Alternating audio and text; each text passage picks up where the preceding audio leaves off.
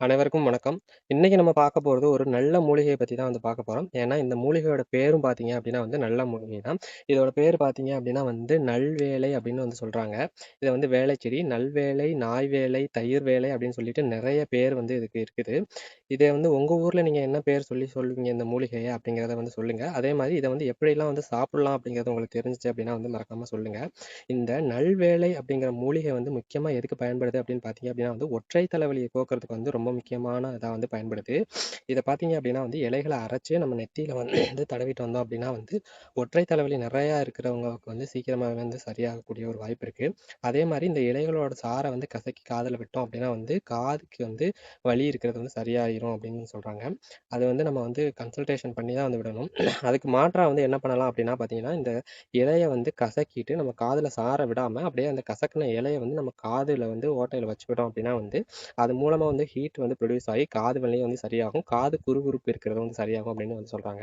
அதே மாரி இந்த இலைகள அரைச்சு பூசுனோம் அப்படின்னா வந்து, நம்ம ஸ்கின்ல இருக்கக்கூடிய புண்ணு, சொறி, சிரங்கு இந்த மாரி விஷயங்கள்லாம் வந்து சரியாகுது. நம்ம வயிற்றுக்குள்ள வந்து குடல், வயிறு சம்பந்தமான பிரச்சனைகள், செரிமான கோளாறு, நமக்கு வந்து பாடி வந்து ஹீட் ரொம்ப அதிகமா இருக்குது அப்படிங்கிறதை வந்து ரெடியூஸ் பண்றதுக்கு வந்து இந்த மூலிகை வந்து ரொம்ப வந்து பயன்படுது. இத பார்த்தீங்க அப்படின்னா வந்து, நம்ம நார்மலா வந்து அரைச்சு வந்து டைரக்ட்டா வந்து கன்சியூம் பண்ணலாம்.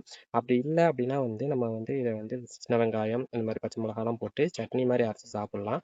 அதே மாதிரி இத வந்து தயிர்ல வந்து சின்ன சின்னதா பொடி பொடியா கட் பண்ணி போட்டு, தயிர்லயோ, மோர்லயோ போட்டும் வந்து நம்ம சாப்பிடலாம். அது மாரி பண்ணும்போது நமக்கு வந்து உடம்புல வந்து வயிற்றுக்குள்ள இருக்கக்கூடிய அல்சர், புண்ணு அந்த மாரி விஷயங்கள குணப்படுத்துது.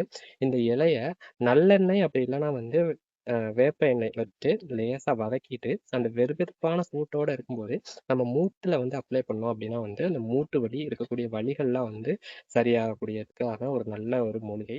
இதுதான் பார்த்துக்கிட்டீங்க அப்படின்னா தைவேலை செடி. இது வந்து உடல் பலத்த அதிகரிக்கவும் வந்து உதவுது. இதோட பூக்கள் பார்த்தீங்க அப்படின்னா வந்து வெள்ளை கலர்ல இருக்கும். பார்க்கறதுக்கு வந்து நாய்க்கடுகோட விதைகள் மாரியே இருக்கும். நான் ஆல்ரெடி நாய்க்கடுகு போட்டிருக்கேன். இத சாப்பிட்டோம் அப்படின்னா வந்து ஒரு மாரி கார சுவையோட இருக்கும்.